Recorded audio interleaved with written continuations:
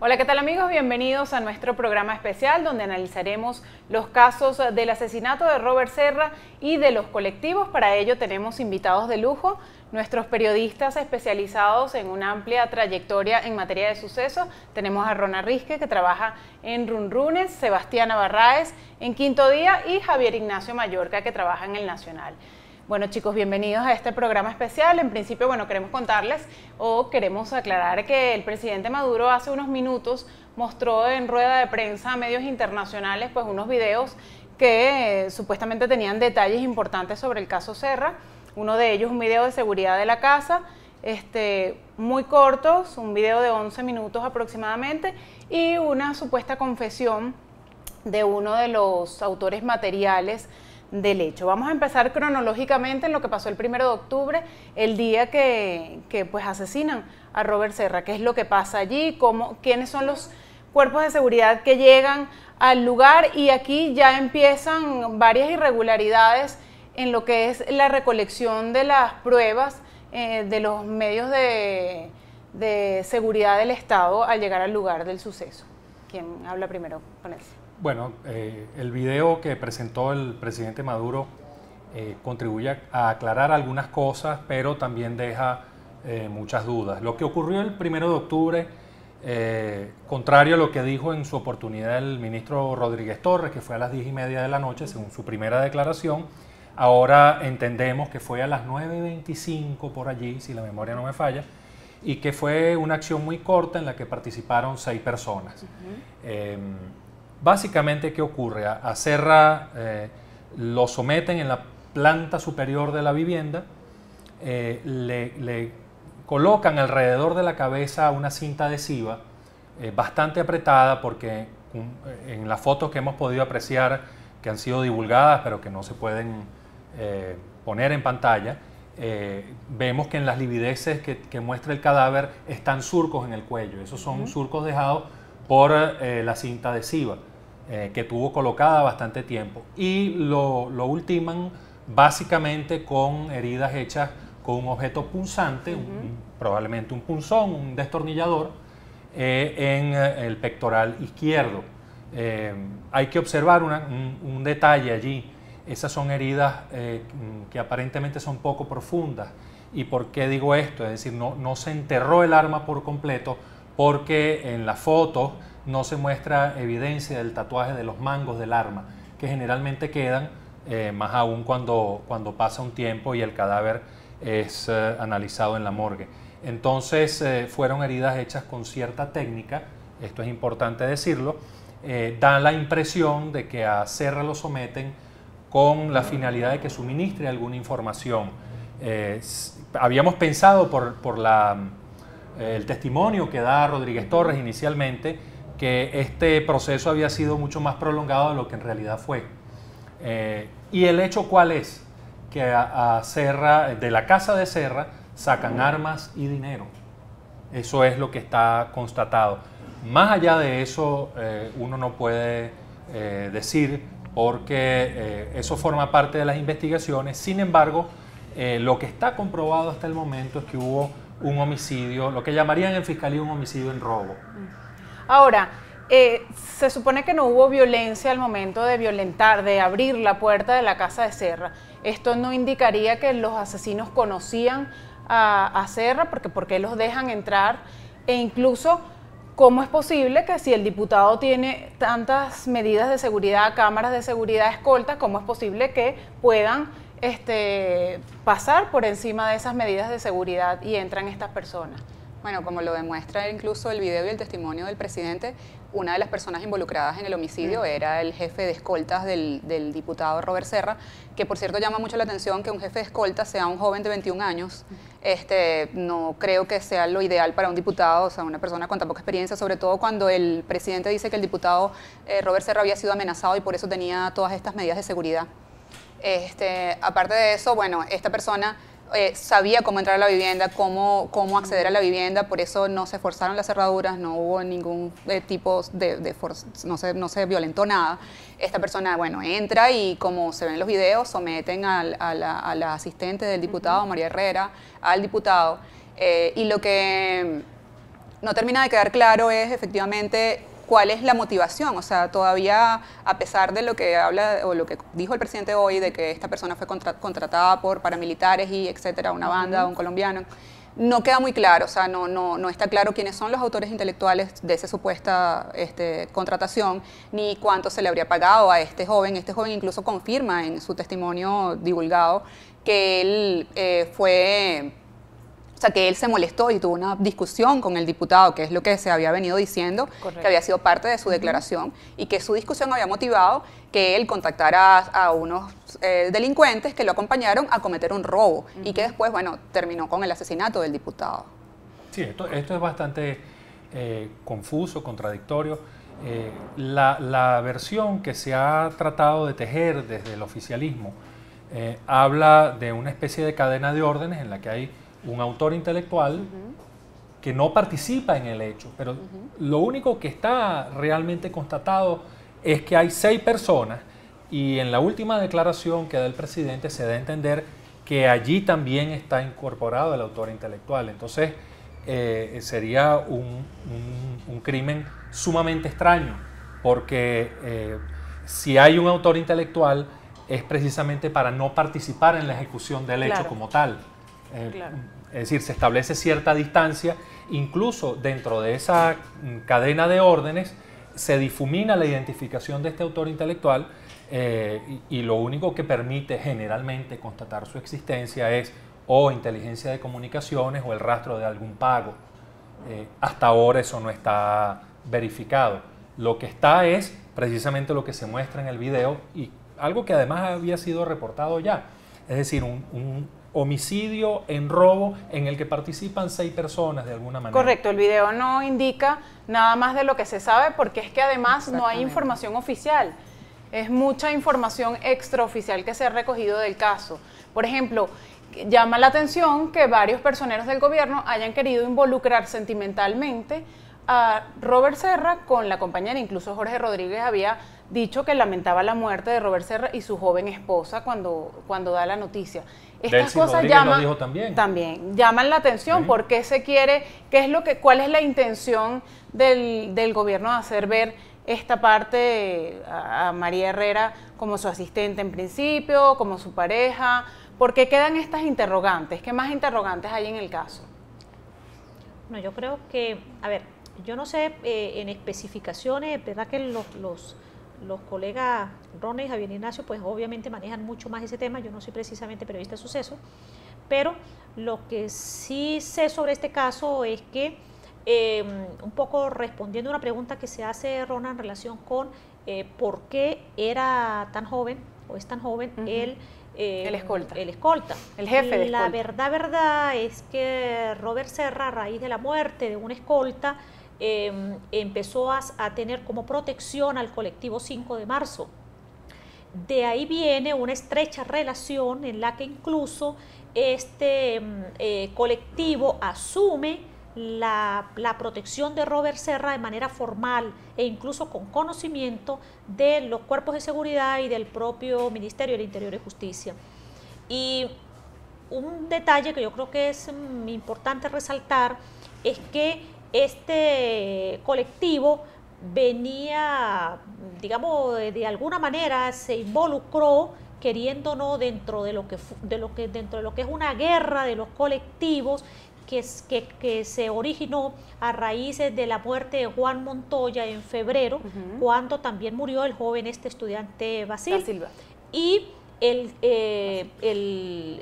Juancho Montoya, que era el jefe del grupo Carapaica del 23 de enero, digamos que eso se creó una especie de solidaridad entre estos colectivos del 23 de enero que tratan de diferenciarse y además tienen pugnas con otros colectivos como este colectivo o el grupo de colectivos que dirigía el jefe del 5 de marzo.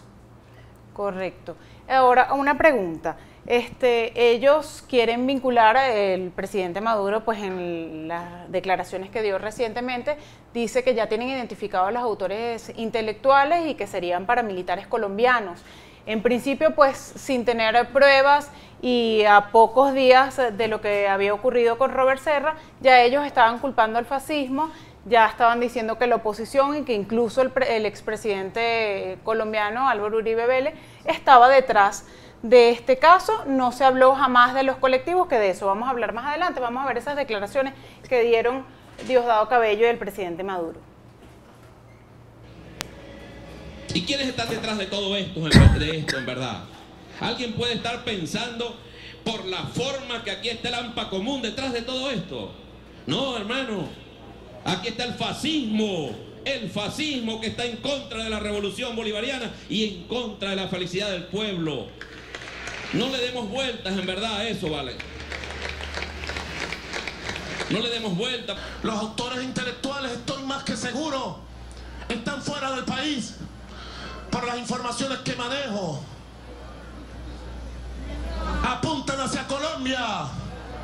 Y la banda de criminales que ha dirigido toda la vida el expresidente Álvaro Uribe. Apuntan hacia Miami. Y la banda de criminales que es protegida por el gobierno de Estados Unidos. Bien, esas eran las declaraciones. Si se culpan a estos grupos paramilitares, ¿cuál sería el móvil entonces del crimen? ¿Cuál es el móvil del crimen aquí? Yo creo que es muy irresponsable, la verdad. Yo creo que a nadie en el país le cabe duda que, independientemente del nivel de polarización que hay en el país, uno lamenta que una persona haya sido asesinada en estas circunstancias y además porque se trata de un diputado de la República, es decir, no es cualquier persona. Día a día nosotros hemos tenido que en Venezuela se han venido suscitando una cantidad de hechos, digamos, casi similares, sin tomar en cuenta que digamos, se ha generado una ola de violencia que está de alguna manera arropando gran parte del país. Ahora, yo lo que considero es que bien ligero y bien irresponsable, además, que sin tener de inmediato ningún tipo de certeza de lo que estaba sucediendo, tanto el presidente Maduro como el ministro Rodríguez Torres hayan tenido la ligereza de emitir declaraciones señalando a unos supuestos culpables que ahora no aparecen. Es decir, esto es una reedición del caso Otaiza, que igualmente tenemos a unos muchachos presos y entonces no aparecen las figuras de la derecha. Es decir, yo insisto en que a uno no le cabe duda que por razones políticas se puedan cometer hechos atroces como estos, pero en este caso, al no haber ninguna evidencia, es realmente ligero y digamos, irresponsable con el país y con el dolor, además, de los familiares, de los amigos, de los simpatizantes, de incluso del propio partido PSUV, haber generado estas declaraciones, que por cierto no es nada raro que el expresidente colombiano, ahorita se me fue el nombre, la primera... Uribe. No, el expresidente Samper. Esas declaraciones de Samper además son bien irresponsables, porque el problema es que nadie desconoce que el señor tiene un enfrentamiento con el otro expresidente Uribe. Claro. Entonces convirtieron de repente a Venezuela en un territorio para ellos dirimir un problema que tienen allí interno por rivalidades, pero es duro, porque uno se pregunta hasta qué extremo realmente en el país se pueden dar declaraciones de este tipo tan irresponsables. Además salen los ministros, escuchamos al propio presidente de la Asamblea Nacional emitir declaraciones de este tipo, además hurgando en el dolor y tratando de alguna manera de crear un sentimiento de odio hacia la gente de oposición, hacia los sectores que los adversan. Yo creo que esto es una situación bien irresponsable. ¿Qué pasa con las evidencias, Rona? Tú habías publicado que el SEBIN toma ahora la investigación. ¿Por qué pasa al SEBIN? ¿Qué pasó el día que llegan al lugar del asesinato? Incluso funcionarios del SEBIN y del CICPC se pelean por los videos de seguridad que habían en la casa de Robert Serra. Sí, ya el ministro de Relaciones Interiores hoy en una declaración aclara que no es que el SEBIN toma la investigación. Okay. O sea, la investigación sigue estando dirigida, como lo establece la ley, por el Ministerio Público. Y sigue el CICPC dentro de la investigación, pero está acompañado del resto de los cuerpos de seguridad que se requieran, pues entre ellos el SEBIN. Okay. Bueno, eso lo aclaró el ministro hoy. Sin embargo, hay que también dejar claro que toda la información extraoficial que se ha manejado es que las dos personas que fueron detenidas, y rindieron, o sea, fueron interrogadas en el SEBIN, permanecieron detenidas en el SEBIN y siguen detenidas en el SEBIN por orden del Tribunal del Control, donde fueron imputadas, pues, y privadas de libertad. Aparte de esto, con respecto a los videos, sí, en el día del homicidio del diputado Robert Serra, llegan al lugar comisiones de la Dirección de Contrainteligencia Militar, del SEBIN y por supuesto, del Cuerpo de Investigaciones Científicas, Penales y Criminalísticas, porque es el órgano encargado de la investigación. Y estas comisiones, cada una con órdenes distintas, unas del presidente de la República y otras del ministro Rodríguez Torres, van recogiendo los videos que están en las residencias cercanas a la residencia del diputado Robert Serra. Entonces, bueno, se da incluso en algún momento una discusión que presencian testigos de la zona, donde funcionarios del 6CPC le exigen a los de la Dirección de Inteligencia Militar que entreguen algunos videos que ellos se habían llevado la noche anterior. Entonces, bueno, los videos quedaron en manos de distintos cuerpos, unos dijeron que era el presidente que les había encomendado la investigación personal y directamente, mientras que los otros decían que la competencia era de ellos. Entonces, bueno, se planteó esta diferencia. Yo quería acotar algo sobre lo que decía Sebastiana, y tiene que ver con el tema de la violencia. O sea, cuando hablamos de que es irresponsable hacer señalamientos de grupos paramilitares, etcétera, yo creo que también es importante recordar que en este país, aunque el gobierno no lo quiera reconocer, y existen, o sea, se registraron el año pasado 25.000 o casi 25.000 homicidios. Y más allá de esos 25.000 homicidios que no hemos podido registrar, o sea, es una proyección de la gente del Observatorio Venezolano de Violencia, está el hecho concreto de que este año han sido asesinados un alcalde, un diputado, 2 concejales, una Miss Venezuela. O sea, eso no pasa frecuentemente en el país. Claro. O sea, eso es una muestra de que hay una violencia bastante grave. O sea, a 2 días del inicio del plan Desarme, es asesinado el diputado Robert Serra, y no con una bala, sino con un arma blanca. Pues entonces, ¿qué quiere decir? Que no es un problema incluso ni siquiera solo de balas, es un problema de violencia e inseguridad. O sea, es un problema donde un diputado que tiene escoltas no está seguro en una casa donde además tiene un circuito cerrado de televisión para poder vigilar quién entra a su residencia. Correcto. Y el gobierno ha querido, en cierto modo, politizar un poco este crimen, pues de hecho ha señalado a la oposición de ser parte de la planificación de este asesinato. Sin embargo, bueno, que el crimen sea político no quiere decir que venga de la oposición. Podría ser un crimen político incluso interno. Quedan muchas interrogantes, como han quedado interrogantes en el caso Danilo Anderson, como han quedado muchas interrogantes en el caso de Eliezer Otaiza. ¿Qué otras cosas que sean extraoficiales, porque ni siquiera se ha dado un parte, la gente no conoce cuántas heridas tenía oficialmente, de cuántas heridas murió Robert Serra? Todos son daticos extraoficiales que van sacando los periodistas. ¿Qué cositas extraoficiales tienen ustedes? Se cuentan unas 20 heridas. Desde luego la gráfica es bastante difusa. Habría que analizarla bien con una buena imagen, pero eso es más o menos lo que hay. Yo quería observar algo con respecto a la participación del SEBIN en esto. Fíjate, el SEBIN no es un cuerpo que esté facultado para investigar delitos comunes. Y este es un delito común. Es un homicidio en robo, por ahora. Ni siquiera tiene facultad legal para eso. El SEBIN fue creado en 2010 como una continuidad de la extinta DICIP, y en el decreto que da origen a este cuerpo se señala claramente que ellos pueden actuar como auxiliares de policía judicial, por una parte, es decir, para realizar diligencias específicas si son comisionados por un juez de control, y por la otra, para actuar en casos de delito organizado. Esas son las áreas de competencia del SEBIN. Cuando vemos al SEBIN que está irrumpiendo en un sitio de suceso, alterándolo, tomando evidencias que debería haber tenido la policía judicial desde un principio, ya tú entiendes que la averiguación empieza mal. Correcto. Porque hay una interferencia. Esto debe tenerlo bien claro a la gente.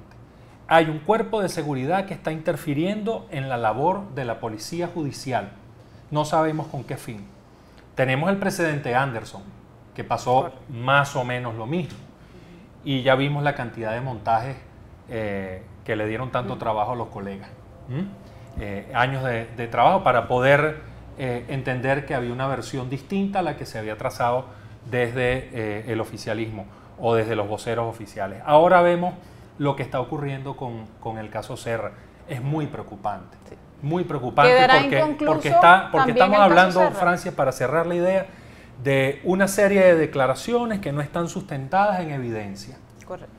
Y entonces cuando tú entras en esa carreta sin freno en una bajada, pues cualquier cosa es posible. Es decir, ya en unas horas de que este programa salga, puede haber cualquier tipo de allanamientos y empiezan a detener a gente sin mayor sustento más allá de lo que ha dicho el presidente. Esto es muy peligroso. Bueno, ya esperaremos a ver qué cosas nuevas surgen de este caso Serra, y en la próxima parte vamos a hablar de los colectivos y si hay alguna relación o no entre el caso Serra y la muerte de Odreman y los colectivos. Ya venimos.